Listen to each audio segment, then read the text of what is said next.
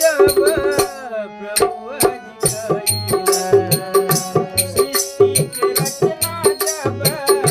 प्रभु कइला पशु पक्षी जीव जंतु मानव बनवला पशु पक्षी जीव जंतु मानव बनवला सब कर रख दिहल प्रभु जी सब कर रख दिहल प्रभु जी नाम मोर भैया जहवा